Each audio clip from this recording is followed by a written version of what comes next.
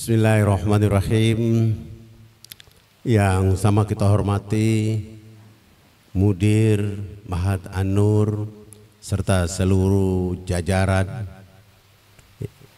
para mujahid pejuang yang pada pagi hari ini cemburu kepada antum semua adalah malaikat di Al-Arsy Al-Azim. Karena sebagian orang hari ini sedang memikirkan bagaimana mereka perutnya kenyang, antum duduk di sini berpikir bagaimana Islam ini menguasai dunia. Dan semoga itu menjadi kebaikan buat kita. Dan alhamdulillah pagi hari ini tempat ini akan menjadi saksi bahwa kita menjadi umatnya Rasul Muhammad SAW yang menjaga agama di akhir zaman.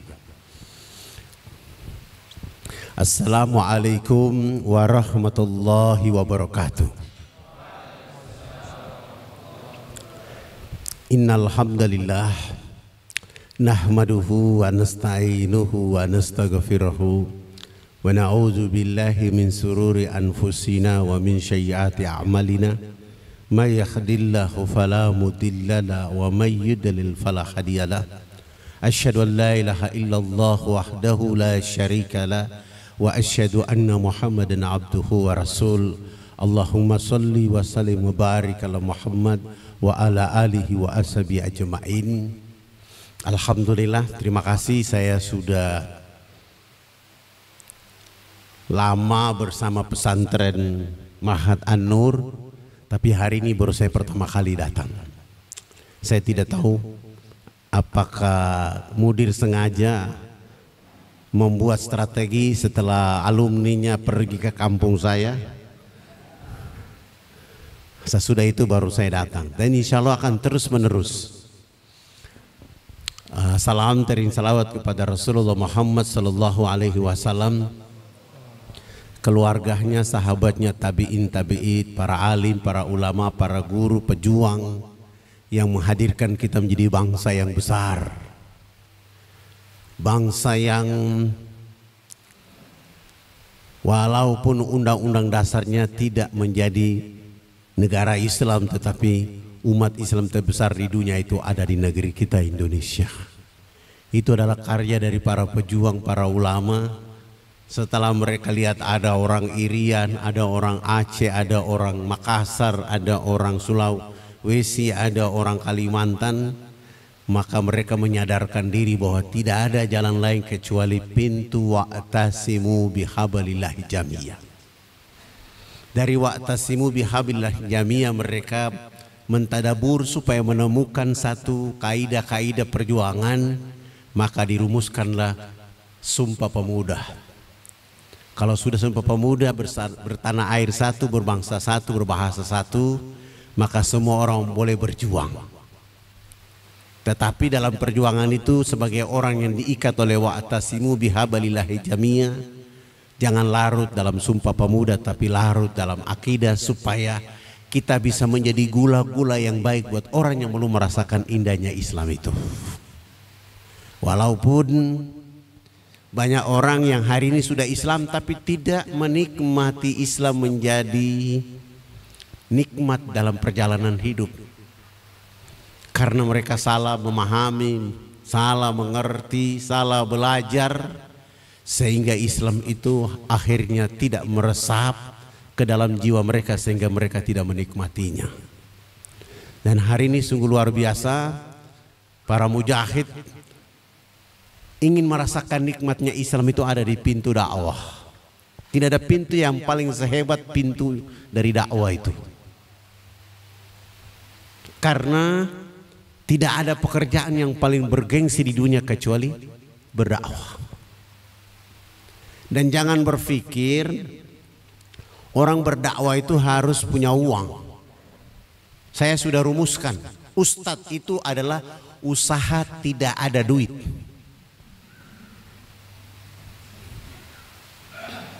Karena banyak ustadz yang berpikir dia diundang harus uang yang banyak, sehingga ketika dia berdakwah amplopnya kecil, yang dimaki adalah pengurus dan panitia yang mengundang dirinya. Dan itu menjadi penyakit hari ini di Indonesia. Padahal ustadz itu usaha tidak ada duit, tapi usaha menunjang akhir zaman. Nah, itu yang kita kerja ada di situ. Ada tidak ada, cemooh, fitnah, penjara, itu menjadi pintu kita. Maka tidak boleh ketakutan. Ada orang mengatakan dai itu enak. Kalau ada dai yang mengatakan dai itu enak, berarti itu artis. Karena dai itu merasakan indahnya Nabi Muhammad merasakan tidur di atas pelepah daun korma. Dai itu merasakan indahnya bantal dari tangkai-tangkai korma. Sehingga jangan berpikir ditaruh ke tempat pedalaman kampung mana, tanya apakah di sini ada AC atau tidak. Itu tidak penting. Karena ayam tidak pernah tidur pakai selimut dan dia bertanya kepada Allah, apakah saya dapat selimut untuk tidur di atas pohon? Tapi ayam begitu hebat, dia menikmati tidur di atas pohon sebagai makhluk Allah. Nah, kita menjadi umatnya Muhammad, mentor terbaik dalam dakwah hidup kita adalah Rasul Muhammad SAW. Maka jadikan mentor ini menjadi falsafah hidup untuk mencerdaskan orang, mencerahkan orang, bahkan memberdayakan orang di alam semesta ini agar mereka mendapatkan kemenangan. Anitum harisum alaikum bil mu'minina raufur rahim. Ini yang menjadi visi misi besar dari Nabi yang harus dilanjutkan oleh kita. Sehingga visi misi ini saya menyebutnya menjadi PNS, pegawai Nabi Shallallahu Alaihi Wasallam. Bukan pegawai negeri sipil. Kalau ketika menjadi PNS, pegawai Nabi Shallallahu Alaihi Wasallam, kita menjadi bangga bahwa kita melanjutkan perjuangan ini. Dan perjuangan ini tidak ada uang, tidak ada duit, usaha yang tidak ada duit, tapi mendorong orang untuk menyusun era Malik Yaumiddin yang mendapat kemenangan. Membuat orang di era Malik Yaumiddin mereka sukses. Membuat orang di era Malik Yaumiddin mereka menjadi orang yang mendapatkan kebaikan dalam hidup setelah final hidup mereka berakhir.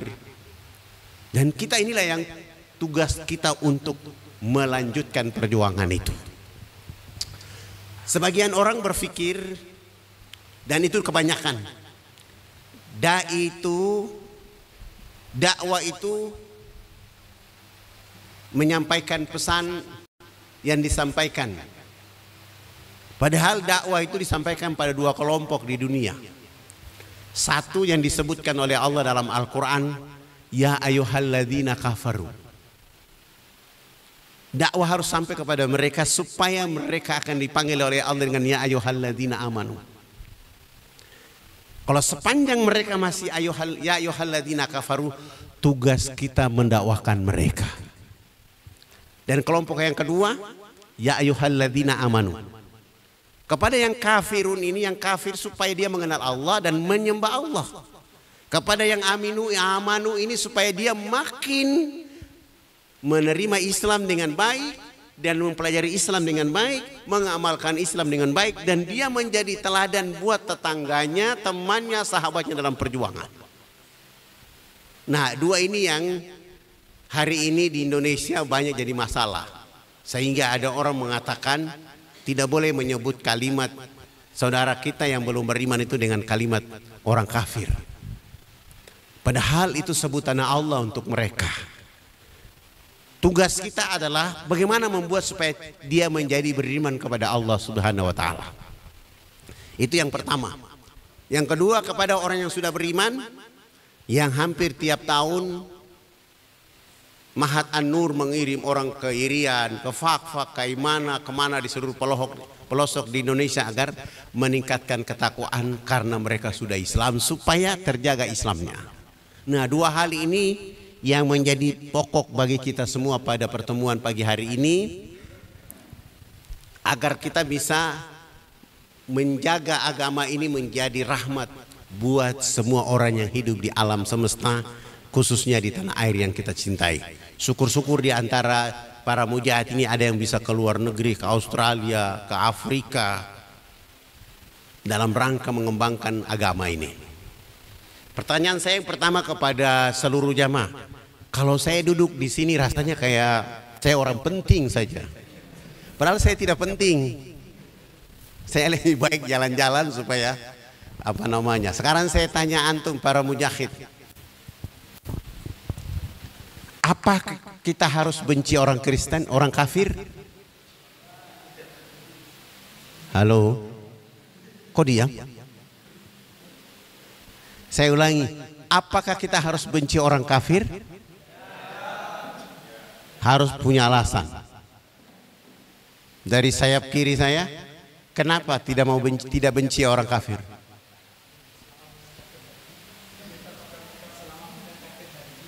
Hah? Selama? Ada yang lain?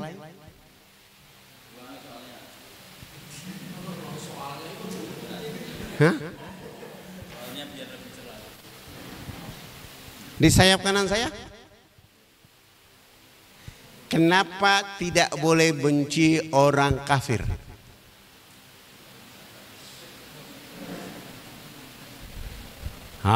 Ini masalah ini. Orang kafir itu lahan dakwah utama orang yang sudah beriman. Sekali lagi, orang kafir itu lahan dakwah utama orang yang sudah beriman. Bagaimana caranya? Bisa dilihat di surat 16 ayat 125. Serulah, ajarilah, bimbinglah, hantarlah manusia ke jalan agama Rabbmu, agama Tuhanmu, dengan cara arif, bijaksana. Dan saya kira ini mungkin nanti Mahat harus membuat rumus.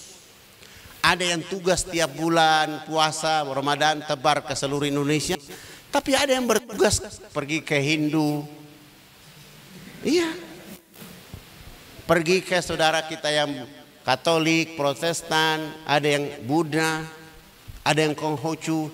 Ceritakan kepada mereka tentang Islam ini kepada mereka. Ini yang harus perlu. Jangan para mujahid bilang bagaimana cara menghadapi mereka.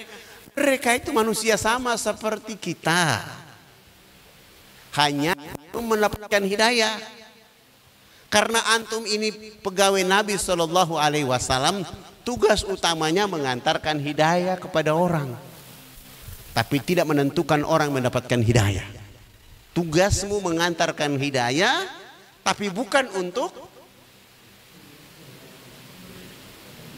kita mengantar. Nah, kalau ketika kita mau mengantar hidayah itu, maka yang pertama diluruskan oleh kita adalah nawaitu dalam perjuangan ini. Ya.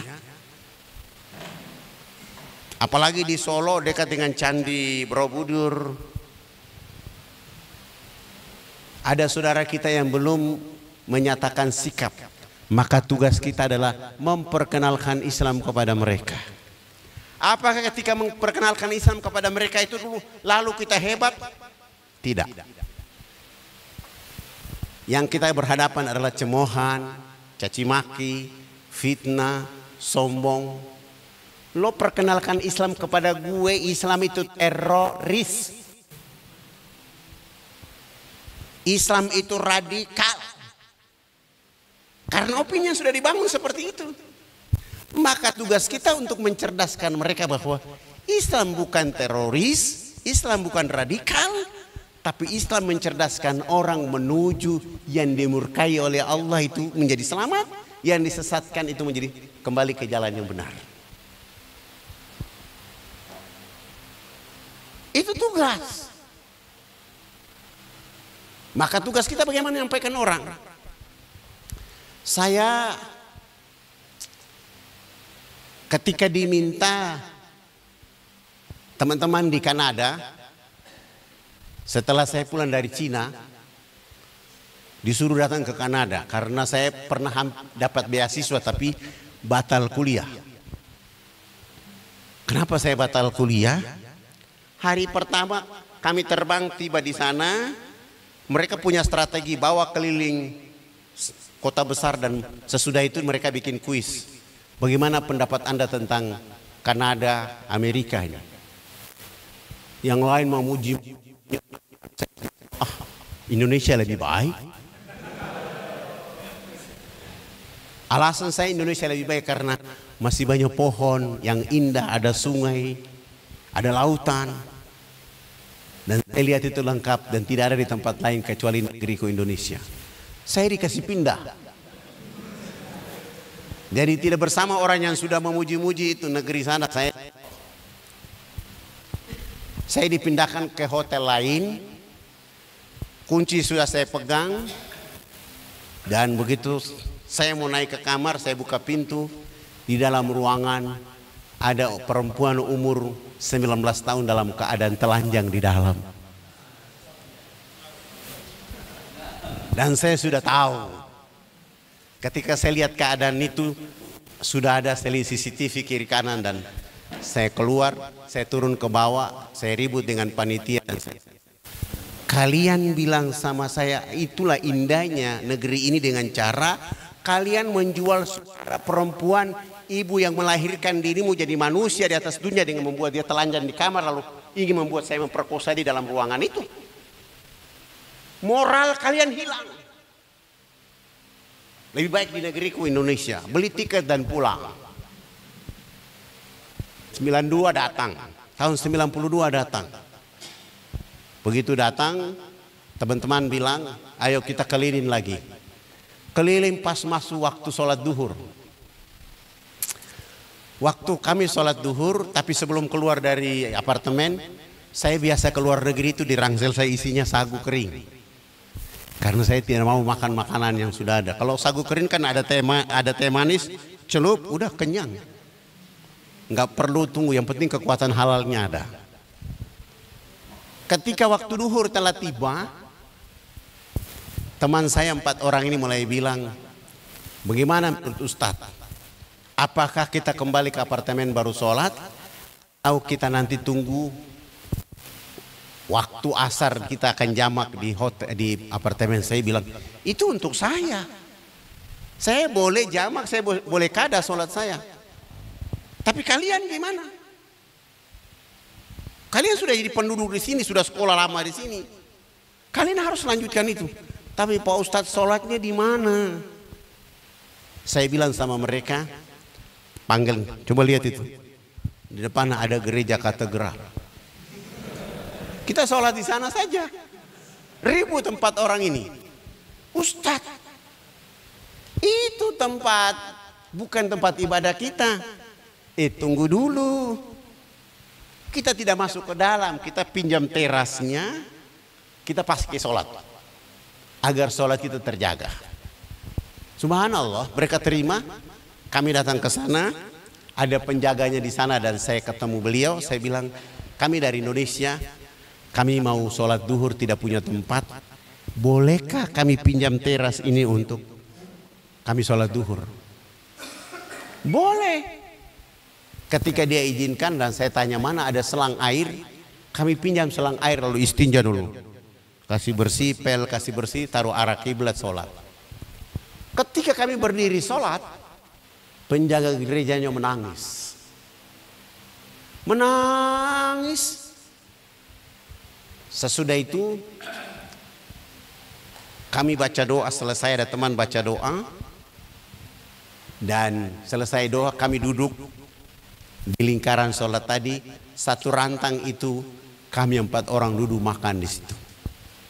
Ketika kami makan, dia penjaga gereja itu menangis keras dan saya berdiri tinggalkan kawan-kawan.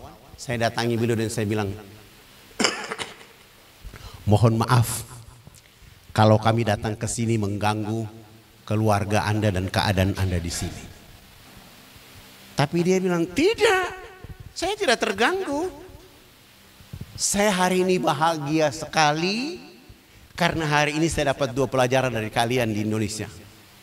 Pelajaran apa? Selama hidup saya di sini belum pernah saya lihat orang beribadah seindah seperti tadi kalian. Satu jadi pemimpin, 4 orang di belakang mengikuti gerakan pemimpin di depan. Tenang, tidak lihat ke kiri, tidak lihat ke kanan kecuali tertuju ke depan.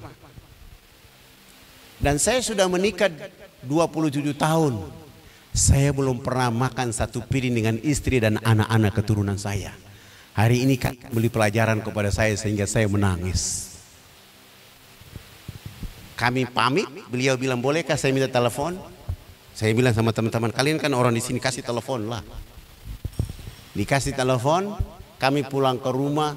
1 pekan kemudian beliau menelpon, bolehkah kita diskusi?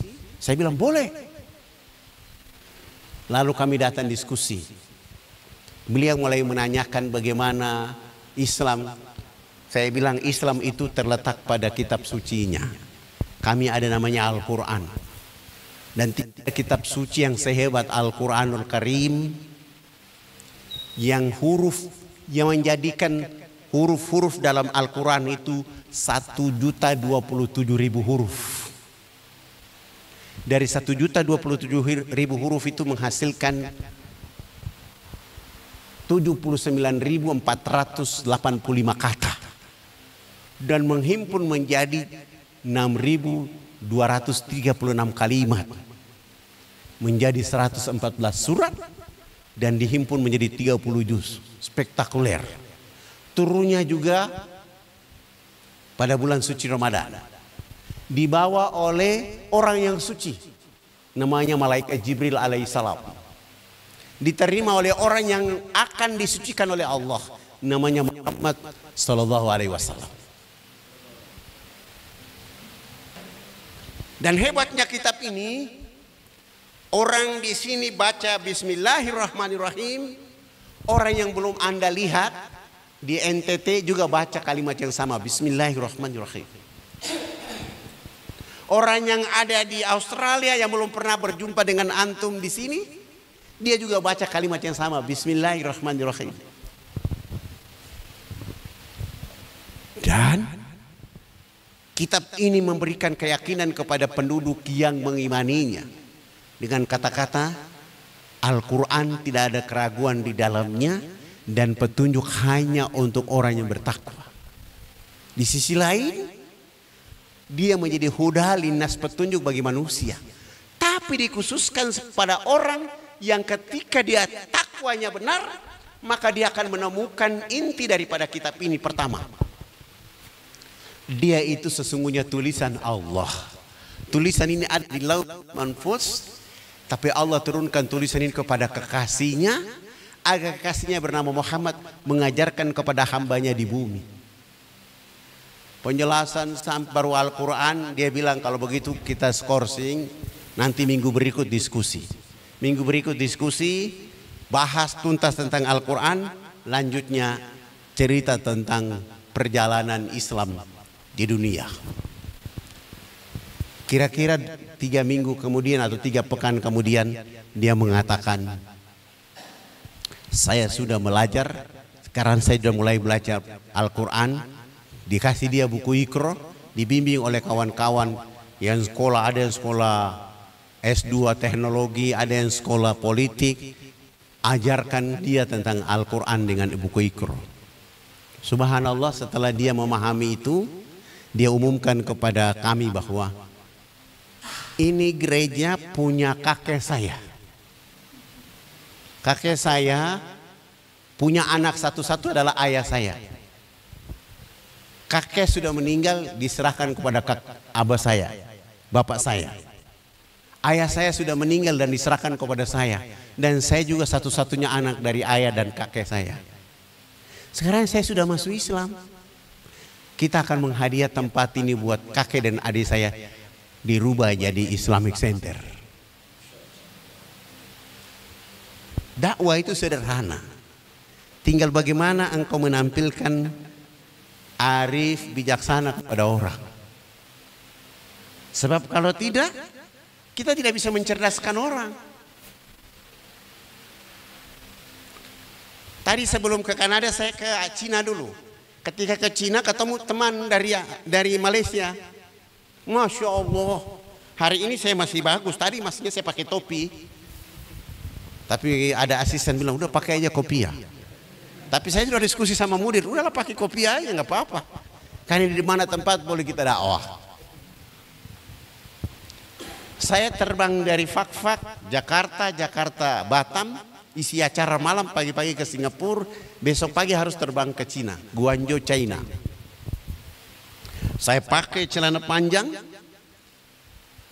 jaket, tidak pakai topi, sehingga rambut saya kayak pohon beringin itu kelihatan. Subhanallah, begitu tiba di Singapura, tapi sebelum tiba saya sudah telepon teman-teman yang ada di Majelis Ulama Singapura, belikanlah saya tiket ke Guangzhou. Mereka beli tiket. Saya turun, dijemput, dibawa ke airport, ke ruangan ini. Saya tunggu sahabat saya dari Sarawak, namanya Abdul Muthalib.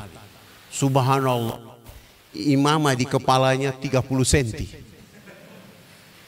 serban di lehernya 50 cm, gamis putih. Kami begitu ketemu, salaman, cipika-cipiki, selesai beliau bilang, Pak Ustadz, sudah lama kita tidak ketemu, jadi sekarang saya ajak kita makan. Yang bayar saya, kata dia. Oke, ya namanya orang makan kita gembira lah. Alhamdulillah. Kami begitu tulis catatan daftar menu selesai, sudah datang itu menu dan kami makan. Begitu kami makan lalu saya bilang sama dia, Ustadz, kenapa kita tidak pernah berdakwah di atas pesawat? Apa jawaban Ustadz Abdul Muthalib? Ente ini gila. Kenapa antum bilang anak gila? Bagaimana mungkin kita berdakwah di atas pesawat? Di atas pesawat itu orang kafir semua. Saya bilang sama dia, disitulah kekeliruan antum. Kenapa menjadi orang kafir mereka? Karena dakwah belum pernah tersentuh dengan mereka. Karena udara itu punya Allah. Pesawat ini terbang gerakannya Allah. Jadi kalau kita tidak ada dakwah, nanti pesawat jatuh kita mati kafir. Apa kata Ustaz Abdul Muthalib? Ini makan apa dakwah? Ini makan, tidak bicara dakwah. Karena suaranya tinggi, ada naik kira-kira 2 oktav. Saya malu hati karena yang bayar adalah dia lah. Saya diam saja. Subhanallah. Makan selesai, kami minum, tiba-tiba kami dipanggil. Penumpang Singapura Guangzhou silakan naik ke pesawat. Kami naik dan saya bilang, maaf Ustaz, panitia di sini beli saya tiket dapat seat nomor 5E paling depan. Begitu saya masuk duduk, yang duduk di 5F laki-laki. Aman, artinya dia walaupun dia belum beriman masih kafir, laki-laki. Datang lagi penumpang berikutnya di samping saya 5E laki-laki. Saya 5E, dia 5D. Aman, satu deretan ini laki-laki semua. Ustadz Abdul Muthalib dapat seat 23E. Begitu dia menuju seat 23E, yang duduk di samping kanan 23F perempuan China tidak pakai jilbab karena masih Konghucu. Begitu dia duduk, tiba-tiba datang perempuan Rusia namanya Katarina Yusogovic, berpakaian seperti naik dari kolam renang. Duduk di samping Ustadz Abdul Muthalib yang berpakaian seperti datang dari surga.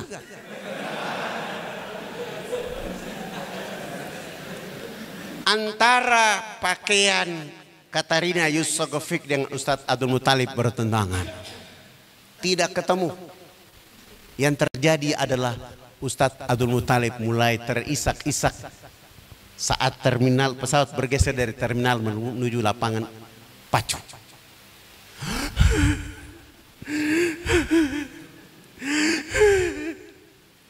Sampai pesawat take off di titik keseimbangan, yang bertanya kepada Ustadz Abdul Muthalib bukan perempuan China, justru perempuan Rusia tadi.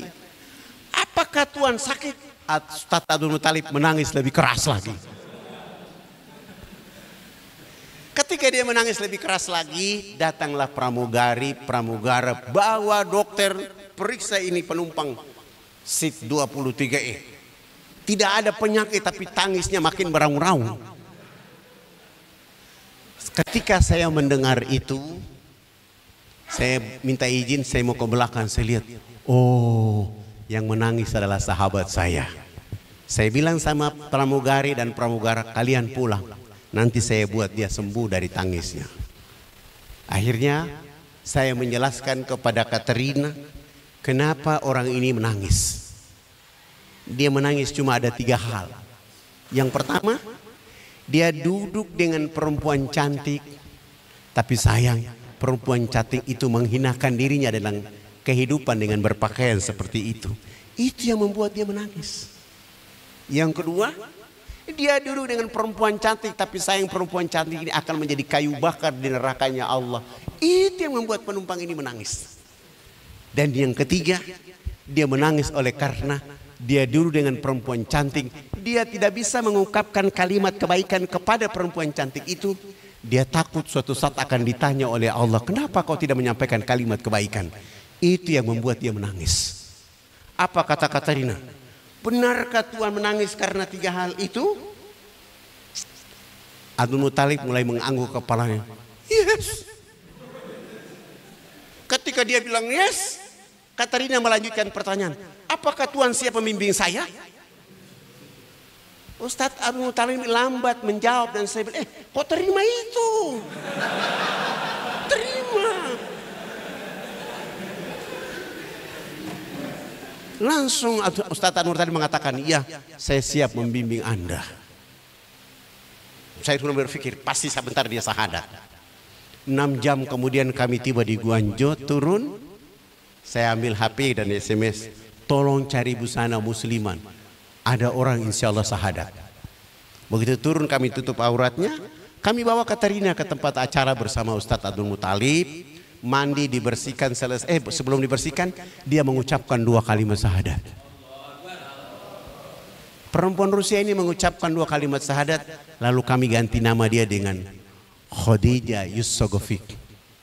Setelah syahadat selesai, dibawa masuk ke dalam, disuruh mandi, dibersihkan tubuhnya, mandi junubnya yang kotor-kotor dulu dibersihkan, selesai pakai pakaian yang bagus. Keluar acara berikutnya adalah akad nikah antara Khadijah Yussogovic dengan Ustadz Abdul Muthalib.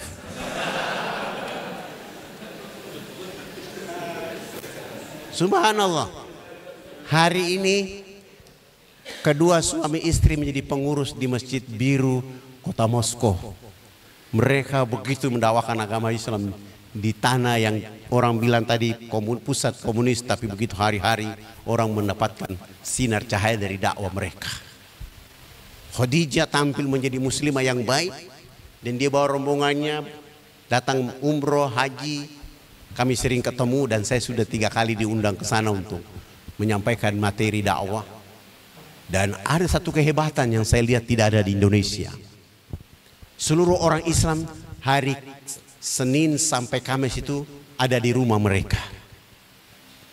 Tapi hari Jumat, hari Kamis sore mereka akan buka puasa bersama di Masjid Biru. Jadi dia kerja sampai jam 12. Sesudah itu dia jemput istri anaknya.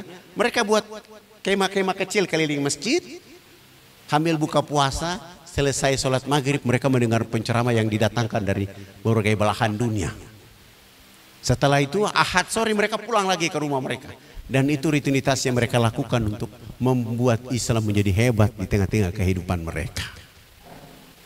Pertanyaan yang muncul, kita yang negerinya mayoritas ini, kenapa kita tidak wujudkan dakwah ini menjadi energi untuk bangsa dan negara? Karena bangunlah jiwanya, bangunlah badannya untuk Indonesia Raya. Untuk membuat jiwa itu hidup, dakwah harus berkembang. Membuat badan itu menjadi energi baik, dakwah harus tumbuh. Dan siapa yang menumbuhkan dakwah itu? Antum dan kita-kita yang mengaku menjadi umatnya Muhammad SAW. Dilempar ke tempat gunung, sungai, pulau, nggak ada masalah. Itu semua bumi Allah Subhanahu wa Ta'ala. Bagaimana ketika kau berhadapan dengan masyarakat di sana? Pasti kita datang menjadi orang asing di sana. Tapi ketika kita mendakwakan Islam dengan tenang, insya Allah kita tidak menjadi orang asing, tapi bagian dari keluarga yang ada di tempat itu. Tadi tidak suka, jadi suka. Benci jadi senang. Sehingga kita melahirkan dakwah terus menerus kepada saudara kita, teman, kawan kita dalam hidup. Nanti mereka yang melanjutkan peristiwa dakwah kita kepada orang lain yang juga dulu sama seperti mereka, sehingga dakwah itu berjalan terus menerus. Sekarang antum ada di Gua Hiro. Sekarang lagi ada di Gua Hiro. Sedang proses belajar Iqra bismi rabbikal ladzi khalaq. Setelah keluar dari Gua Hiro, ditebarkan ke seluruh dunia untuk menyampaikan. Antumlah Nabi Muhammad. Guru-guru adalah malaikat Jibril. Kita sedang mengajarkan kurikulum langit untuk orang di bumi. Apakah tidak bergengsi? Apakah tidak menjadi keberuntungan besar? Orang hidup hari ini mereka berpikir tentang short time. Tapi antum yang masuk ke Mahat An-Nur berpikir tentang long time, masa depan. Nah, sekarang pertanyaan kepada antum. Tahu bahasa Indonesia semua kan? Tahu, oke. Manakah di bawah ini termasuk kebutuhan pokok kecuali 1. Makan, 2. Pakaian, 3. Rumah, 4. Zikir? Jawab.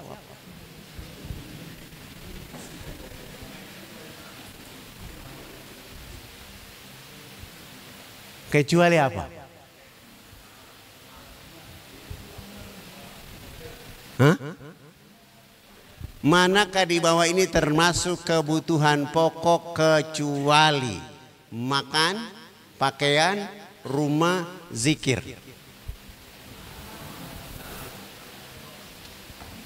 Yang memilih makan angkat tangan. Kok nggak ada yang berani? Yang memilih pakaian angkat tangan. 1 orang saja. Yang memilih rumah 1, 2, 3, 4, 5, 6. Yang memilih zikir tidak ada. Nah, ini perlu ada alasan ini. Kenapa memilih makan? Tadi yang memilih makan. Antum memilih makan kenapa? Hah? Oh, pakaian. Yang memilih makan tadi siapa? Yang memilih pakaian tadi siapa? Antumnya. Kenapa memilih pakaian? Hah? Yang memilih rumah? Kecuali rumah. Ya, kecuali rumah tadi kan. Ini selama ini tidur di mana?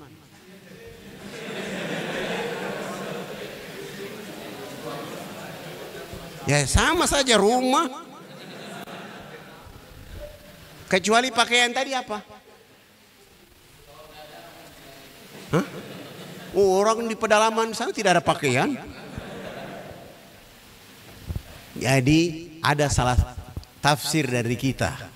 Orang berpikir kebutuhan pokok itu makan, minum, rumah.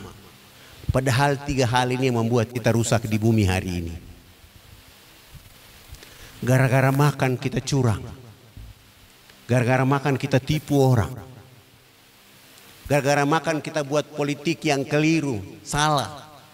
Gara-gara makan kita mengorbankan orang lain demi kita makan. Pergi pagi pulang petang urusannya makan saja. Gara-gara pakaian kita merusak apa yang disampaikan oleh Nabi kepada kita. Gara-gara makan kita berusaha untuk, gara-gara rumah kita bikin rumah yang mewah. Tapi kita tidak pernah punya rumah yang baik untuk akhirat. Maka benar Allah berfirman, "Wa ma khalaqtul jinna wal insa illa liya'budun." Tidak aku ciptakan jin dan manusia melainkan mengabdi beribadah kepadaku. Dakwah adalah bagian dari zikir.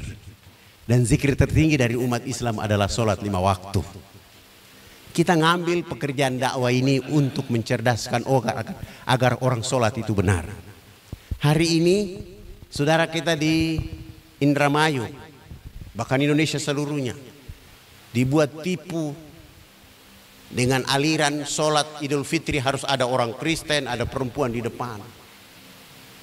Sekarang kita boleh salahkan mereka, tapi pertanyaan berikutnya, sudahkah kita menjelaskan kepada mereka tentang Islam yang indah ini?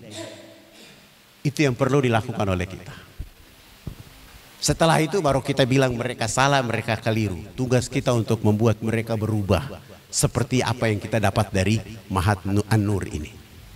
Saudara-saudaraku yang dirahmati oleh Allah Subhanahu wa taala, dakwah ini tidak perlu menguasai seluruh ayat-ayat Allah, menguasai seluruh sirah nabawi. Karena sampaikan walaupun satu ayat. Itu berarti bagaimana kita memahami pengetahuan yang setelah kita miliki di sini, kita bergerak fantasiru ke dunia, ke belahan dunia. Agar bisa ilmu yang kita dapat dari guru kita di tempat ini, kita amalkan agar orang-orang yang memberi ruang tempat ini kita belajar mendapatkan amal yang kita lakukan oleh karena kita bagian daripada bagaimana membuat orang lain mendapatkan rahmat. Maka mulailah menulis tulisan mulai dari sebentar duhur sampai usia masih ada. Apa yang aku lakukan untuk agama ini pada hari ini untuk diriku. Tulis itu. Apa yang aku persembahkan diriku untuk agama ini selama saya ada di dunia ini.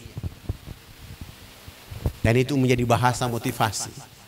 Karena Ustadz Fadhal ini bukan sarjana seperti antum. SD, SMP, SMA ijazahnya asli. Asli negeri. SMA masuk perguruan tinggi ijazahnya juga asli, ekonomi. Jurusan studi pembangunan. Ambil magister manajemen juga urusannya ekonomi. Ambil sarjana administrasi bisnis juga ekonomi. Dan nanti terakhir mengambil jurusan magister ilmu pemerintahan. Dan terakhir baru lulus kemarin magister ekonomi syariah. Tujuannya apa? Menjadi pengetahuan supaya kita keliling dunia ini mencerdaskan orang dengan agama ini. Mendakwakan mereka. Dan saya ingin dari Mahat ini nanti kita lihat suatu saat di layar kaca. Ada di antara antum yang duduk di tempat ini bisa merubah keadaan orang beriman dengan sempurna kepada Allah. Oke. Pertanyaan berikutnya kepada antum semua. Ini sudah puasa semua. Ini waktu puasa kemana baru pertama kali puasa atau sudah lama puasa? Halo? Sudah lama sesuai usia? Oke. Coba jawab peristiwa ini. Kalau sudah lama puasa berarti jawab peristiwa ini. Ketika antum bawa mobil, bawa motor di jalan yang benar. Bawa mobil motornya juga pelan. Tiba-tiba ada orang dari arah berlawanan, dia balap mobil motornya dengan kencang, menabrak mobil motor antum. Hancur. Motor antum hancur, mobil antum hancur. Yang menabrak tidak hancur motornya, tidak hancur mobilnya, dia juga selamat. Kira-kira kalimat apa yang pertama keluar dari lisanmu? Yang jujur dulu ya. Yang jujur. Kalimat apa? Motormu hancur. Mobilmu hancur, yang menabrak tidak hancur motornya. Kalimat apa yang pertama keluar? Ini jujur apa terpaksa? Antum kalimat apa? Kok ya Allah? Ada yang lain? Saya nggak yakin antum keluarkan kalimat itu. Saya nggak yakin. Mas, kalimat apa yang keluar? Ya Allah. Ini terpaksa atau supaya ada jawaban? Kalimat apa yang pertama keluar? Kok astagfirullah? Mas, kalimat apa? Astagfirullahaladzim. Mas, kalimat apa yang pertama keluar? Motormu hancur. Kamu sudah jalan di jalan yang benar. Hancur mobil antum. Innalillah. Ada yang lain dari sini?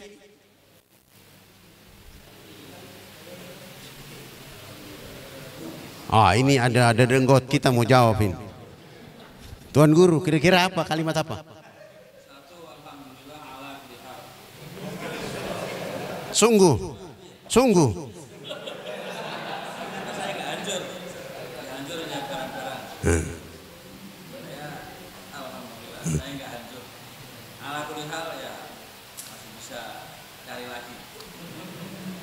Benar.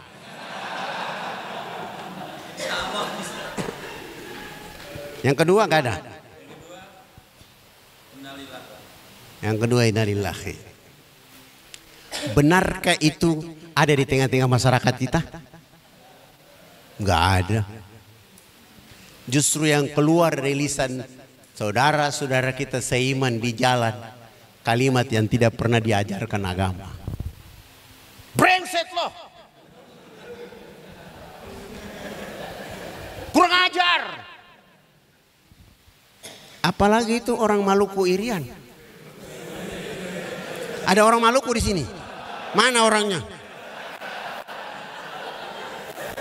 Ini, kalau ini dia tipu ini anak. Kalimat apa yang keluar? Angkat tangan dia menyerah. Pasti nama-nama kebun binatang. Itu ada di masyarakat kita seperti itu. Seakan-akan Nabi mengajarkan kita bahwa kalau motor mobilmu ditabrak hancur, kau harus maki-maki orang itu. Padahal bukan itu dakwah kita.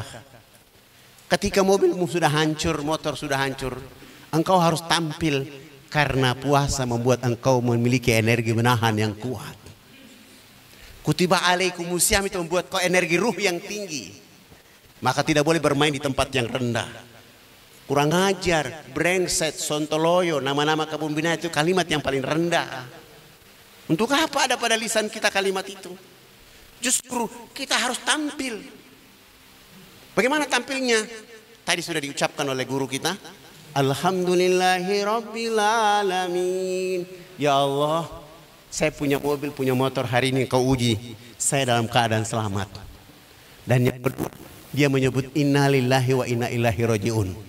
Apakah berhenti sampai di situ saja? Apa itu? Tidak. Tidak. Harus datang pada orang yang menabrak mobil motormu. Ulurkan tangan. Minta maaf lahir batin, Mas. Mohon maaf kalau saya bawa mobil motor saya pelan sehingga abang menabrak mobil motor saya. Dan sesudah itu angkat tangan. Ya Allah, ampuni kami berdua. Maafkan kami berdua. Sesudah bisik kepada orang yang menabrak mobil motormu rusak hancur itu. Mas, saya lihat ada pekerjaan abang yang belum selesai sehingga terburu-buru akhirnya menabrak mobil motor saya. Motor saya sudah hancur, mobil saya sudah hancur. Antum masih selamat mobil motornya. Silakan lanjutkan perjalanan. Kenapa pegang kepala? Ada masalah. Berarti alhamdulillah tadi bohong. Bohong itu.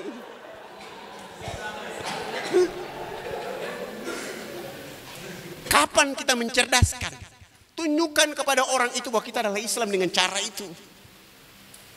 Sebab ada orang yang ketika gara-gara dunia ini dia galau, stres dalam berpikir. Bahkan di saat dia berdiri sholat pun tidak sepadan dengan imannya. Karena yang ada di pikirannya, motornya hancur. Walaupun dia sudah wudhu, berdiri bersama jamaah dalam masjid, Di saat imam Allahu Akbar, jamaah yang lain Allahu Akbar, jamaah yang lain sedang asik dengan iftitah, dia justru Allahu Akbar.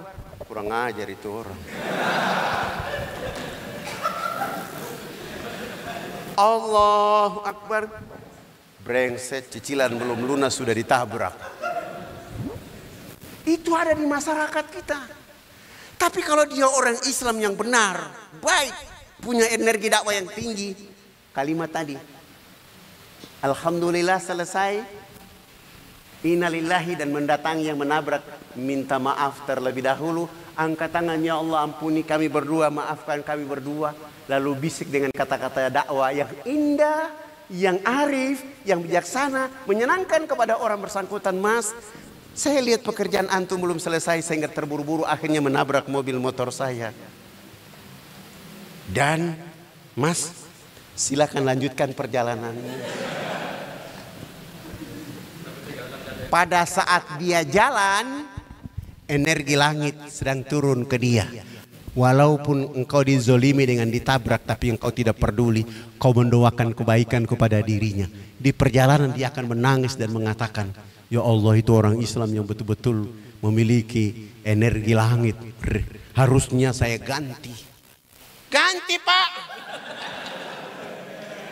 Itu rusak, ganti. Tapi justru dia tidak minta itu. Dia berada pada rel mencerdaskan orang bersangkutan. Justru dia cari tempat. Setelah orang itu pergi, dia cari tempat sholat sunat 2 rakaat, minta ampun, ya Allah saya punya mobil, saya punya motor, saya punya harta, tapi ada yang saya lupa. Mungkin infak saya kurang. Hari ini engkau mendidik aku ditabrak dengan ujian ini supaya saya bisa mengantar infak saya ke bengkel. Tenang. Tapi kalau tadi brengsek, kurang ngajar, sontoloyo, goblok lo, mata lo di mana, membuat kita jadi rendah. Maka sebagai dai dalam hidup, jangan memiliki hawa nafsu yang membuat dakwah itu gugur. Antum masuk ke pedalaman, ditombak sama kepala suku, pas kena di pahamu, bagaimana keadaanmu kepada kepala suku waktu itu? Jangan lihat orang lain, ini keadaan dirimu. Belum pernah mengalami, jadi belum. Tapi Nabi sudah memberi contoh kan, waktu di Taif, nggak ada balasan apa-apa. Malaikat menawarkan, ya Rasulullah, engkau bilang saja cukup kami yang menimpahkan mereka. Tapi Nabi justru mendoakan mereka dapat hidayah. Nah, darah-darah muda ini yang perlu diperbaiki energi dakwanya. Sendal hilang di masjid saja sulit sekali. Bagaimana kalau antum sendalmu hilang di masjid? Gimana? Ribut kan? Apalagi harganya 1 juta baru hilang. Waduh, sendal mahal hilang sekali. Maki-maki orang, maki-maki pengurus masjid. Padahal tidak perlu. Ketika sendalmu hilang, alhamdulillahirabbil alamin. Ya Allah, saya beli sendal ini harga 1 juta. Hari ini hilang di masjid. Terima kasih ya Allah. Dia hilang sebelah kiri, kanan masih ada. Berarti engkau sengaja membuat yang kiri hilang itu menjadi saksi di surga bahwa saya pernah ke masjid. Sudah, tenang saja. Jangan maki-maki orang segala macam semua. Dan ini tahapan dakwah yang membuat kita cerdas ketika menghadapi sesuatu. Saya ketika dakwah pertama saya ditangkap 3 bulan masuk penjara. Habis itu masuk lagi 6 bulan. Gara-gara satu kampung masuk Islam. Kalau 3 bulan karena pendeta dengan anaknya masuk Islam. Habis itu ada 30 kakak masuk Islam, saya ditangkap lagi. 9 bulan masuk penjara. Hari terakhir saya keluar, yang menahan saya datang bilang begini, kenapa kau tidak takut dengan penjara ini? Tiap minggu, tiap bulan, tiap tahun, tidak ada orang lain kecuali wajahmu saja di ruangan ini. Kenapa kau tidak takut dengan penjara? Saya bilang, abang, saya berterima kasih kepada abang karena abang orang hebat. Abang orang mulia. abang orang hebat bisa memasukkan saya 3 bulan di ruangan ini. Kenapa saya bilang abang orang hebat? Kalau saya di luar sana, hubungan saya dengan Allah tidak kontinu. Tapi ketika saya ada di ruangan 3 kali 4 meter, hari-hari saya berbisik, berdialog dengan Allah. Dengan agamamu aku ditangkap. Terima kasih ya Allah, engkau membuat aku di tempat ini. Dengan 3 bulan saya dalam penjara ini baca kitab suci mau lebih baik. Dengan 3 bulan saya bisa energi kuat membaca Sirah Nabawiyah. Dan dengan saya berada di penjara, saya dakwakan orang di penjara masuk agamamu. Setelah saya keluar, abang tidak bosan kasih masuk lagi 3 bulan, 6 bulan lagi. Saya lebih dekat lagi. Hubungan dengan Allah makin dekat lagi. Setelah itu keluar, abang kasih masuk saya 9 bulan. Itulah tanda terima kasih saya kepada abang. Tapi saya mau bilang sama abang, nanti suatu saat abang akan ditangkap oleh Allah dan akan disiksa oleh Allah habis-habisan. Karena selama ini abang salah menangkap orang.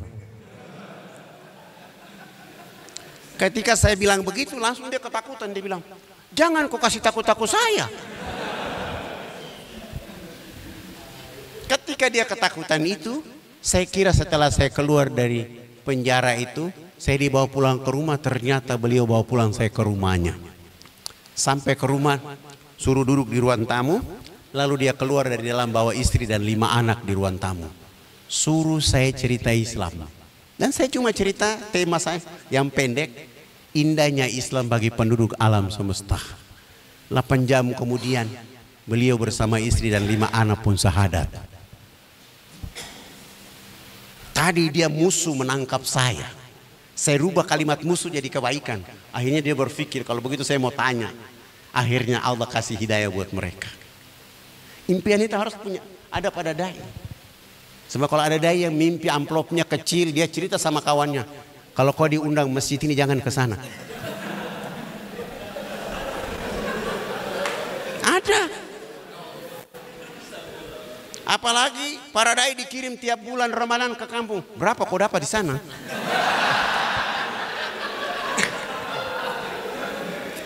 Kecil sekali kita bicara itu. Kecil.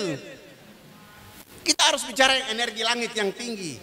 Karena kita akan menjadi sahabat dan kekasih Rasulullah kelak nanti.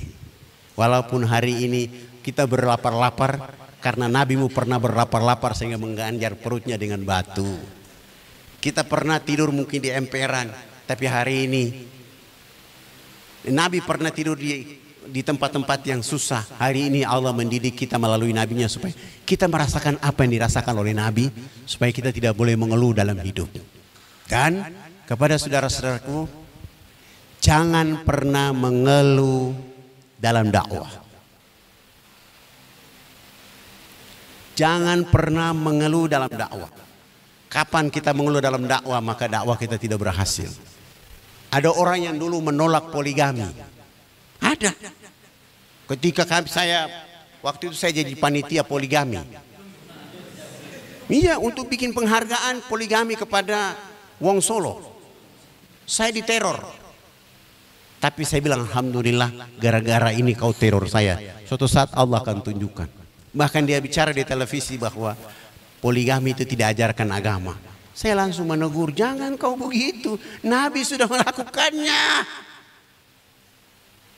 Kecuali Nabi tidak melakukan, iya kau boleh menolak. Tapi Nabi sudah melakukannya. Jadi jangan kita persoalkan itu. Tapi pada akhirnya Allah tunjukkan kepada mereka tentang apa yang sesungguhnya. Tadi mereka tidak mau poligami, Allah kirimkan mereka jadi poligami.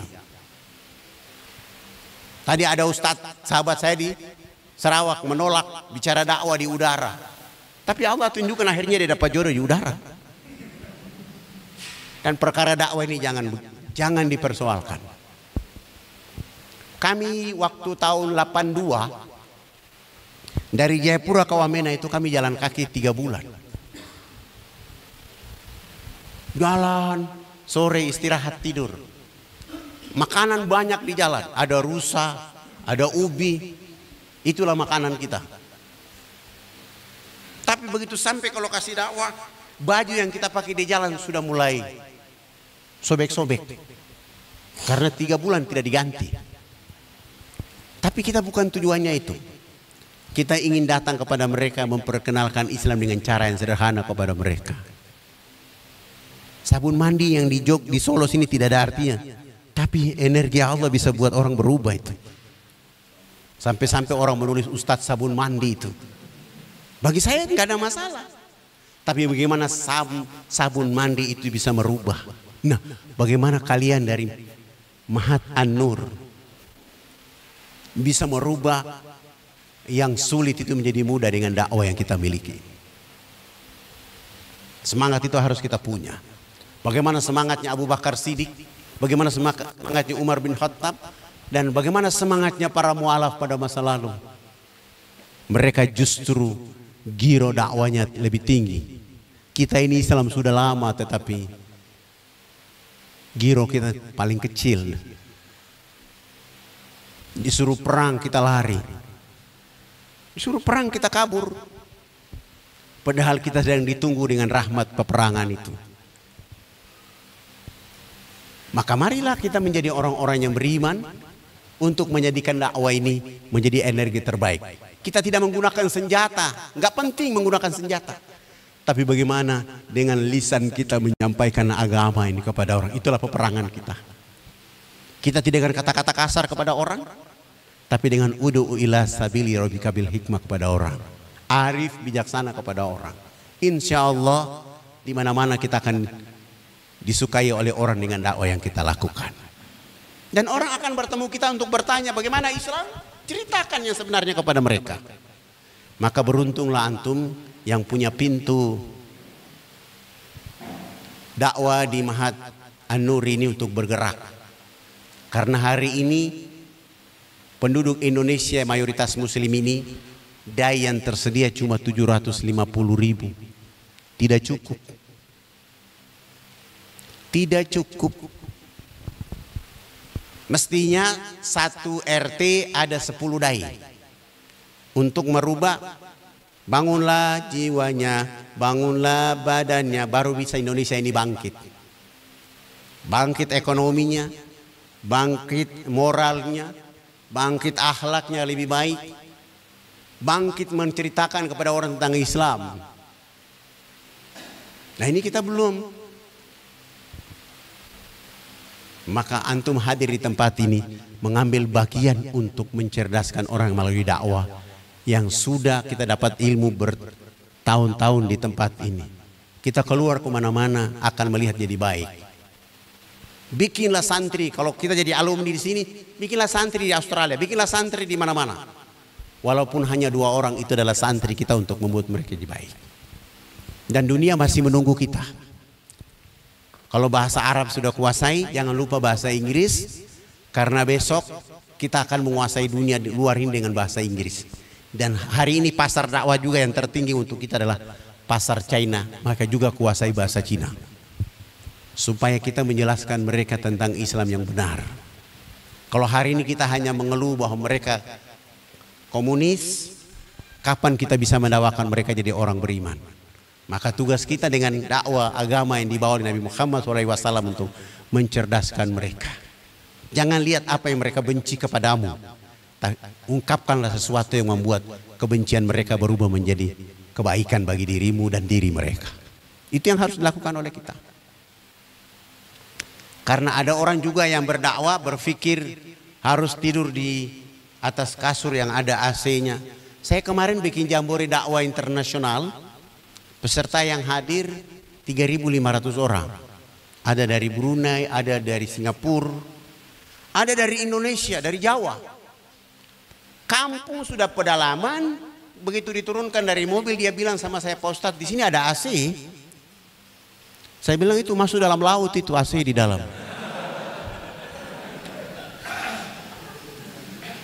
Orang dari luar negeri, dari Singapura, Malaysia, Jepang, Brunei tidak tanya AC. Kok ini dari Jakarta tanya AC di sini?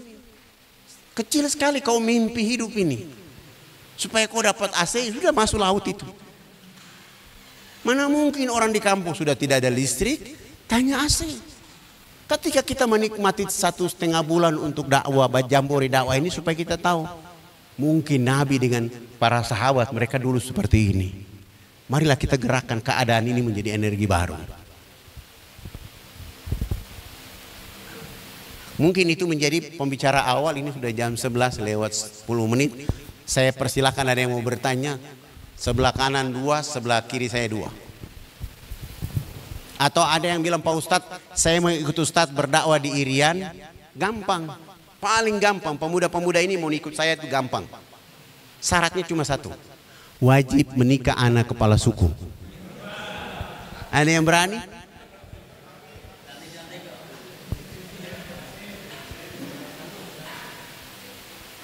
Ada orang Jogja nikah orang perempuan di gunung sana. Anaknya Masya Allah, warna Jogja ketemu warna gunung, hasilnya anak UGM. Masa anak Solo nggak bisa masuk UMS? Mana? Ada yang berani? Oke, silakan bertanya. Kan Ustadz, nama saya Zufar, saya dari Magetan, mahasiswa semester 7 akhir. Saya ingin bertanya yang lumayan mungkin menurut saya sih masih penasaran tentang masalah pembagian waktu. Dengan jam terbang Ustadz yang mungkin dakwah yang begitu banyak, bagaimanakah cara membagi untuk belajar hal-hal yang lain dalam masalah Islam? Karena Islam kan persoalannya luas ya, ada fikih, akidah dan sebagainya. Itu kira-kira pembagian waktunya seperti apa Tat? Gitu. Soalnya saya sendiri kayak mengalami kadang-kadang tuh entah ini karena diri saya yang malas atau bagaimana, antara belajar dengan dakwah itu seolah-olah kayak kita itu terburu-buru. Jadinya materinya kayak kurang matang. Kita cuman kayak lihat video yang 10 menit kayak cuman nyampaikan, ya mungkin dakwah itu memang sudah tersampaikan, tapi kok rasa-rasanya kayak kita cuman baru memberikan kulit luarnya, belum bisa memberikan dagingnya. Nah, mungkin Ustadz bisa memberikan solusi yang sedikit gitu. Oke, terima kasih. Ada yang lain? Ya, ini belakang, silakan. Jazakumullah kepada Ustadz Fadlan telah menyampaikan beberapa materi yang sangat bermanfaat sekali. Ini berangkat dari pengalaman pribadi Ustadz. Jadi pernah diskusi kan, ternyata dia tuh non muslim, orang kafir gitu. Nah, saya itu ingin memulai, tapi saya itu nggak berani memulainya. Karena pikiran saya pertama satu, saya khawatirnya kalau misalnya mereka memulainya itu dengan kitab, saya nggak berani karena saya nggak menguasai kitab mereka gitu. Yang kedua, pertanyaan saya ini, apakah ketika saya tidak memulai dakwah itu benar nggak pilihan saya? Karena saya tidak mengungkapkan secara pertama, bahkan saya itu berdoa dalam hati ya, mudah-mudahan ada perbincangan dari dia duluan mengenai Islam gitu. Nah, tapi qadarullah tidak dimulai gitu. Akhirnya tidak ada perbincangan kami terkait dengan Islam itu. Bagaimana menurut Ustadz dari pengalaman Ustadz yang luar biasa kan, bahkan tidak sedikit pun menyinggung cerita-cerita itu. Nah, adakah mungkin metode atau cara bagaimana sih memancing mereka untuk supaya memunculkan pertanyaan-pertanyaan seperti itu, termasuk terutama dengan penasaran mereka dengan Islam itu gitu. Jazakumullah. Lain lagi sebelah kanan saya tadi 2. Kita minta 2 lagi supaya jawabannya sekaligus. Bismillah, jazakumullah Ustaz telah memberikan kesempatan kami untuk bertanya. Kami ingin bertanya, alhamdulillah termasuk usaha yang dibangun teman-teman semua kaum muslimin berusaha untuk melanjutkan dakwah. Terkadang nih kita nih berdakwah di suatu tempat Ustaz, itu terbatas waktu Ustaz. Misalkan program 1 bulan Ramadan atau kemudian program 3 bulan. Nah, yang ketika misalnya masyarakat sudah mendapatkan sedikit pencerahan itu, terkadang yang saya dari pribadi itu masih mencari PR lagi Ustaz. Tidak dilanjut gitu loh Ustaz. Jadi hanya berhenti ketika dakwah kita masih di sana, tapi setelah itu tidak ada dai lagi yang dikirim atau bahasa ringkasnya terputus Ustaz. Ini mungkin solusi dari pengamat Ustaz seperti apa ketika misalkan antum harus nikah di situ. Iya. Kalau antum sudah nikah di situ, insya Allah mudirnya bilang sudah antum tetap di situ supaya ini jalan. doanya solusi Ustaz. yang paling tinggi. Berarti ini nggak balik semuanya Ustaz nanti. Dididik di sini bukan untuk suruh balik ke sini. Cuma karena orang berpikir, kota Solo, balik ke Solo. Enggak lah. Antum coba tinggal di tempat yang ada di perbatasan sana, di perbatasan Kalimantan, di perbatasan Manado, Filipina sana. Nikah lalu dakwah di sana. Orang Solo akan tanya, mana, siapa namamu? Syamil Ustaz. Mana sampai? Filipina. Nama perguruan ini naik. Tapi kalau antum pulang ke sini, tiap pagi lapor muka, mudir lihat wajahmu terus. Bikin gebrakan itu. Walaupun nanti dia hanya kasih 1 bulan, tapi harus ada niat yang jujur. Saya harus berdakwah dengan catatan saya nikah orang di sini. Siap Ustaz. Lebih tepatnya lagi tentang kaderisasi dakwah selanjutnya di tempat dakwah kita Ustaz. Lebih tepatnya tentang kaderisasi karena dakwah kita terkadang terbatas oleh waktu. Kalau itu nikah solusinya ya sudah selesai Ustaz. Ini sedang kader, ini sedang mengader. Coba lihat ada abang-abangmu yang senior. Apakah cuma enggak, mereka tersebar kalau seluruh Indonesia. Jadi kader tetap jalan, pendidikan tetap jalan dengan cara silaturahmi seperti ini. Kita tidak tahu suatu saat saya lihat antum ada di Sorong, ada di Manokwari, kita nggak tahu. Tapi ketika tekadmu tinggi atau tiba-tiba antum diutus, saya mau dakwah ke Jepang. Ini saat saya ingin kasih informasi bahwa zaman sekarang ini Jepang menjadi prototipe orang dakwah di sana karena Isa mulai naik. Tadi cuma 6 kampung, sekarang sudah 27 kampung. Ada orang Madura tamat SD, dia dakwah dengan cara menanam padi, lalu nikah dengan perempuan Jepang, masuk Islam. Ketika nikah dia bilang saya harus nikah dalam keadaan Islam. Setelah nikah dalam keadaan Islam, mertuanya kasih dia traktor, kasih dia lahan 20 hektar. Bismillah. Bismillah. Kan antum sudah baca ayat, Allah tidak akan merubah nasib sesuatu kamu. Bagaimana kau bisa merubah nasibmu kalau balik lagi ke sini? WA ke mudirnya, saya tidak pulang.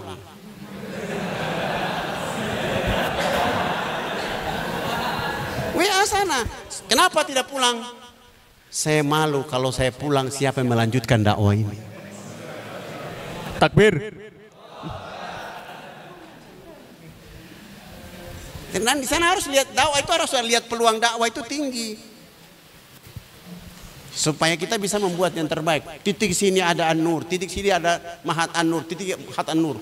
Orang akan lihat itu pesantren di Solo, tapi dia bisa mengembangkan sayap ke seluruh dunia. Muncullah pesantren lagi An-Nur di tempat-tempat yang kita bikin. Supaya kalau kita semua kembali ke Solo, lahan sudah sempit di sini.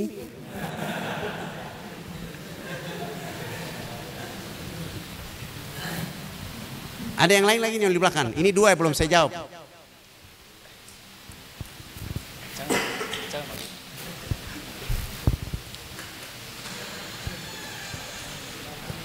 Teman-teman, yang pengalaman dakwah kemarin baru terjun, mungkin ada pertanyaan tentang thoriqoh dakwah, nanti bisa ditanyakan. Saiful.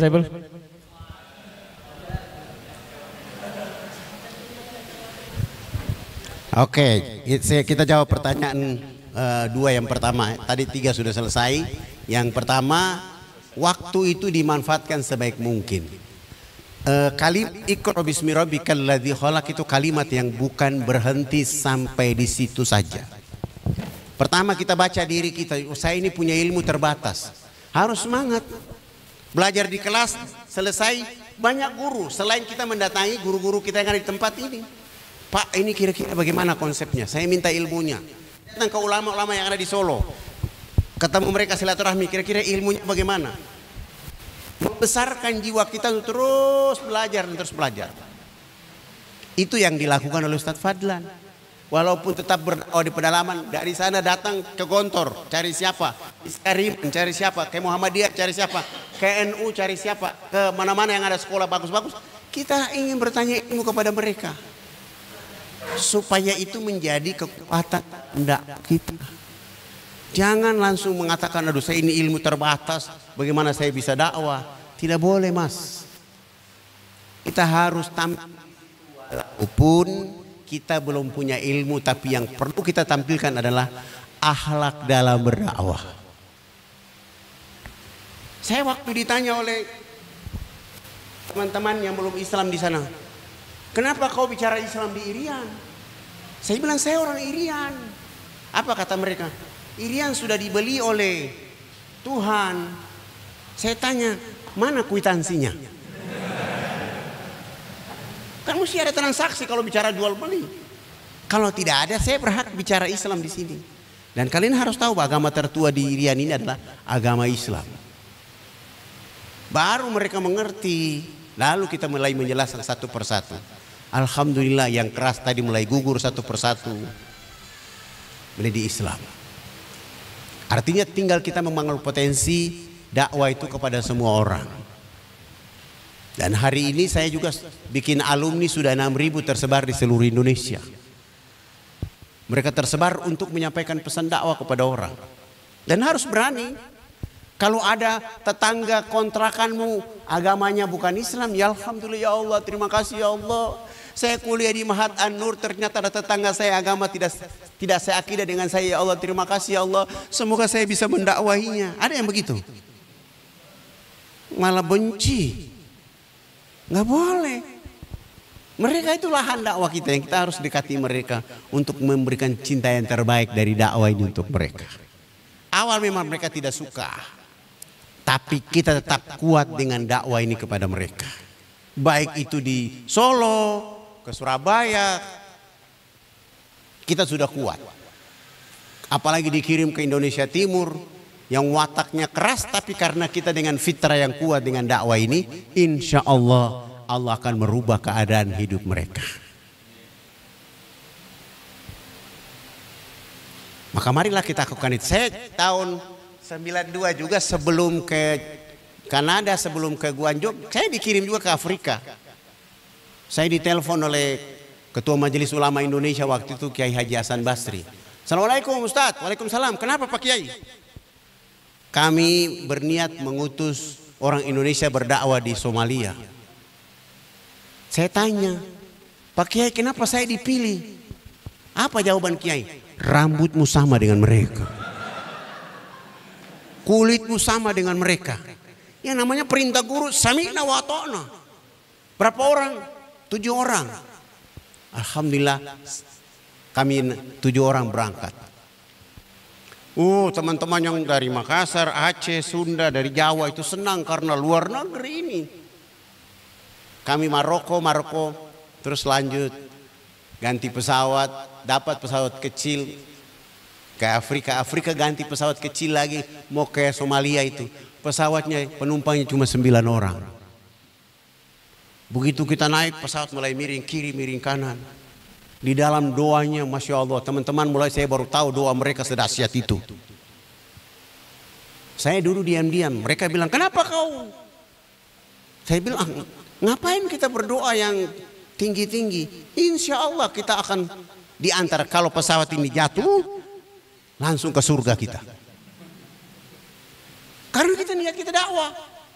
Kalau selamat, besok kita dakwah lagi. Mereka mulai tenang.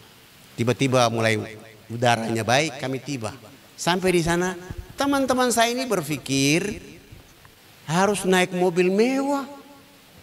Apa yang kami lakukan? Kami dijemput panitia jalan kaki 6 jam. Ada teman-teman mulai garuk kepala. Kalau saya tahu begini saya tidak ikut. Astaghfirullahaladzim. Kita bersyukur. Majelis Ulama Indonesia itu memilih sekian juta orang Indonesia, kita yang dipilih datang ke sini. Hebat. Dan telapak kakimu akan menginjak tempat ini menjadi saksi dakwahmu. Jangan kau mengeluh. Jalan 6 jam. 6 jam kami tiba ke lokasi disambut oleh anak kecil-kecil pakai rebana, pakai bahasa mereka. Ya mungkin ahlan wa sahlan, selamat datang, tapi karena pakai bahasa kita ikut saja. Sampai ke lokasi duduk 30 menit tidak ada tanda apa-apa. Teman saya 6 orang yang mulai bilang, Pak Ustadz di sini manusia apa bukan? Kenapa? Kita jalan kaki 6 jam tidak ada minum. Tadi kita jalan kaki 6 jam itu kau lihat tandus itu tidak ada air. Tidak ada air. Itu berarti di tempat itu tidak ada air. Maka majelis ulama menyuruh kita dari tempat yang negerinya air banjir sampai banyak datang ke sini untuk menikmati bagaimana mereka menikmati tidak ada air itu. Tiba-tiba 10 menit kemudian tidak ada tanda-tanda. Tiba-tiba 5 menit terakhir ada 7 ibu keluar bawa nampan. Begitu mereka keluar, teman-teman langsung mengatakan alhamdulillahirabbil alamin. Nampan yang pertama disodorkan kepada saya. Begitu saya buka ternyata bukan air, bukan kue. Isinya Quran. Saya langsung terjemahkan. Ini pasti disuruh kita baca ini. Langsung saya buka, tiba-tiba buka dapat surat Al-Mulk. Saya mulai baca.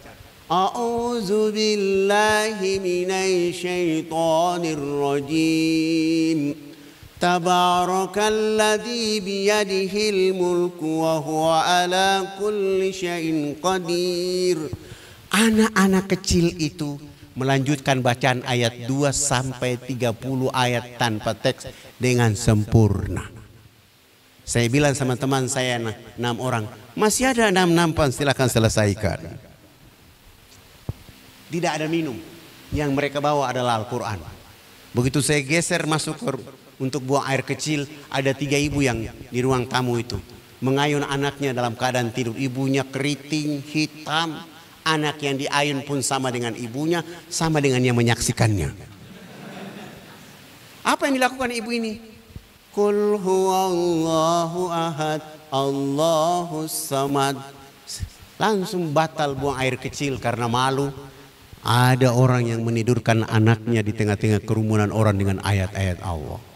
Saya keluar dan saya bilang, ini besok pagi kita tidak mulai dengan dakwah. Kita harus survei apa masalah mereka.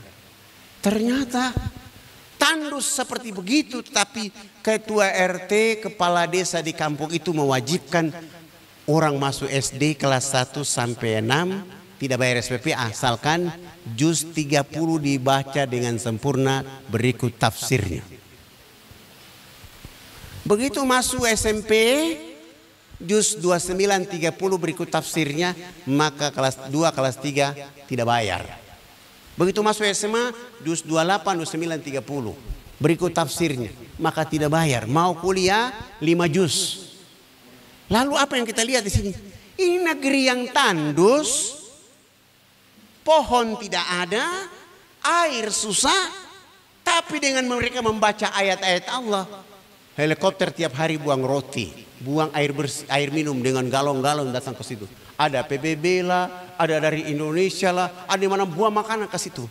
Kenapa? Allah tidak mau mereka kering gara-gara mereka baca ayat-ayat Allah Subhanahu wa taala. Sementara kita datang ke sini hanya mencari air. Coba lihat mereka itu, subhanallah. Akhirnya saya bilang ini tidak bisa lama-lama di sini. Malulah kita di sini. Karena orang sudah begitu keadaan hidup mereka, tapi semangat. Maka uang dakwah itu kita alihkan dengan cara membuat rumah tahfiz, masjid dan rumah untuk ulama ada di situ. Kami perpendek perjalanan dakwah kami karena memanfaatkan uang untuk kehidupan mereka. Alhamdulillah hari ini mereka juga merasakan indahnya Islam yang kita dakwahkan untuk mereka hari itu. Jadi tidak perlu kita merasa kita orang Islam ini, Allah sudah kasih ingat kepada kita dalam surat 3 ayat 139. Jangan kamu lemah, wala tahinu wala tahzanun. Antum a'launa in kuntum mu'minin. Kamu orang beriman kok harus mengeluh? Cinta ditolak, dukun bertindak. Yalah, apa itu di situ? Jangan, kita orang beriman. Orang beriman terutama para dai itu energinya langit. Hidupnya bersama Allah Maha Kaya. Maka tidak perlu bersungut, Kalau begitu datang tidak ada kasur, sandarkanlah belakangmu di tembok. Semoga tembok ini menjadi saksi bahwa saya berdakwah di tempat ini. Selesai. Tapi kalau cari tempat tidur, ruang AC, nggak usahlah berpikir dakwah seperti begitu. Ya, digigit nyamuk, alhamdulillah. Alhamdulillah ya Allah, ini makhlukmu. Tahu saya berdakwah di sini. Dia ingin menggigit kulit saya supaya kulit saya keluar darah jadi saksi. Udah selesai. Jangan bercita-cita yang menghalangi dakwah Nabi di sini. Itu namanya orang yang tahan banting. Itu namanya orang yang semangat dengan dakwah ini. Walaupun engkau dipanah tetap bahagia. Saya waktu kita dakwah kita masuk dakwah, kepala suku berdiri belakang pintu dengan tombak. Baru saya begitu jalan maju, saya tidak tahu kalau dia pegang tombak, tapi namanya dakwah. Lalu dia angkat tombak, saya loncat pas tombak kena di betis kaki kiri, saya terjatuh. Teman-teman dai melakukan perlawanan dan saya bilang, hei, kita kesini bukan berperang. Kita kesini berdakwah. Tombak di betis kaki kiri ini konsekuensi dari dakwah itu sendiri. Tidak boleh kamu lawan mereka. Akhirnya tidak lawan mereka. Mereka cabut tombak, saya dibawa lari ke rumah sakit. Tidur di rumah sakit 3 bulan. Sembuh sehat walafiat. Saya bilang, teman-teman, tidak ada alasan lain kecuali kita datang ke kampung itu. Ada dai yang mengatakan, pergilah sendiri. Kenapa kau bilang begitu? Masa itu kita datang, Ustadz sudah ditombak ke sini, masih datang ke situ. Kita ini dakwah, bukan membenci orang. Akhirnya mereka juga tenang, ikut sampai di sana. Begitu kami datang, subhanallah, kepala suku yang memberi hadiah tombak itu terserang penyakit malaria. Tidak ada uang, tidak punya mobil, tidak bisa, sehingga tidak bisa ke kota. Saya bilang sama anak tertua, kami datang dari kota jemput bapak, mama dan abang kami bawa ke rumah sakit. Biarlah kami yang membiayai biaya rumah sakit bapak kepala suku. Ada teman-teman lain mengatakan, udahlah Ustadz ikut dengan mereka satu mobil, kami satu mobil. Kami tidak mau campur dengan mereka. Kenapa? Takut-takut di jalan kami bunuh mereka. Astagfirullahaladzim. Ini kita lagi dakwah. Dan dakwah ini paling dahsyat. Setelah masuk rumah sakit, dibiayai, sembuh. 2 pekan kemudian kita antar pulang ke kampung, kita kembali ke kota. 1 pekan kemudian baru kami datang dakwah di sana. Baru 3 hari bicara Islam, yang tadi tombak itu bersama istri, anak dan 13 anak masuk Islam, ditambah 15 kepala keluarga juga masuk Islam. Itu baru kena tombak, baru kena betis. Belum kena di siku kanan panah. 1 kampung 175 kepala keluarga. Kalau kita tidak kuat semangat dengan dakwah ini, mereka tidak dapat hidayah. Dan tugas kita bukan mimpi bahwa saya datang langsung hidayah sampai ke mereka. Jangan. Hidayah itu milik Allah Subhanahu wa ta'ala.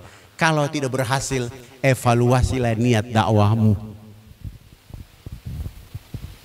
Itu yang perlu dibangun oleh kita dalam rangka menjaga Indonesia. Dan saya kira kalau ada presiden di Indonesia yang punya niat seperti itu, subhanallah, kita akan melihat Islam di negeri ini menjadi teladan buat masyarakat dunia. Walau ini negeri bukan turun para nabi dan rasul, tetapi lihat orang-orang Islam Indonesia yang punya ilmu, tidak kalah dengan ilmu-ilmu orang dari luar dengan agama. Hanya kita belum memotivasi untuk hidup itu saja. Kalau ini sudah jalan, insya Allah orang akan berduyun-duyun memilih lahan dakwah ini. Orang mengatakan saya mau jadi dai, saya mau jadi dai. Ini belum terlihat. Nanti suatu saat kita akan lihat pemuda-pemuda Indonesia ini akan bergelar jadi ustadz di mana-mana karena melihat nikmatnya Islam. Al-yauma akmaltu lakum dinakum wa atmamtu alaikum nikmati wa raditu lakumul Islam madina. Itu maksudnya adalah dia tidak sekedar menjadi nikmat, dia tidak sekedar menjadi ridha dari Allah, tapi dia menjadi peluang terbaik dari Allah untuk kita membuat dunia ini menuju Allah Subhanahu wa ta'ala. Saya kira itu yang bisa sampaikan pada pertemuan kali ini. Para guru-guru, tuan-tuan guru, para ustadz, saya mohon maaf lahir batin. Dan itulah cerita dakwah sebentar. Nanti masih ada waktu lagi kan? Saya 4 hari di sini. Manfaatkan saya. Nanti kita masuk ke materi praktek yang lebih ini lagi nanti di hari-hari terakhir ya. Ini malam ini kan ke Gunung Kidul, pulang lagi Klaten, habis itu kemana lagi? Hari terakhir saya belum ke Surabaya. Blitar ke sini berapa jam? Lumayannya berapa? 5 jam, singkat. Ya kalau ada waktu kita ini, saya ingin menceritakan bagaimana berhadapan dengan saudara-saudara kita yang mengaku mereka pendeta tapi dia membawa umat ke jalan yang keliru. Oke, saya kira itu saja. Mohon maaf lahir batin dan saya terima kasih hari ini saya disambut oleh guru kita. Dan begitu datang ke Mahat, subhanallah, ada minuman kesayangan saya ditampilkan di bawah dan saya suruh bawa ke atas. Sebelum saya turun, saya minum dulu. Saya kira itu yang bisa saya sampaikan. Sekali lagi, jazakallah khairan katsir. Terima kasih dan penghargaan setinggi-tingginya sudah membawa Ustadz Pedalaman datang ke sini. Ustadz Sabun Mandi bertemu dengan para mujahid. Semoga antum semua lebih hebat daripada kami-kami yang sudah tua-tua ini. Dan yang sudah tua itu pertama jenggotnya sudah putih, saya belum putih jenggot saya.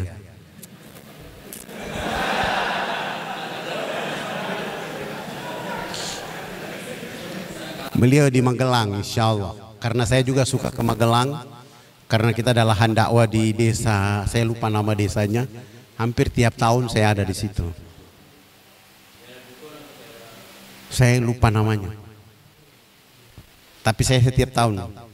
Nanti tanggal 1 Juli saya ada di situ lagi. Sekaligus ada mualaf yang perlu dinikahi. Ini tugas kita juga. Yang tua-tua ini harus Ustadz Ramdan ini cuma 1 istrinya untuk. Oke, saya kira itu saja. Terima kasih, jazakallahu khairan katsir. Wassalamualaikum warahmatullahi wabarakatuh.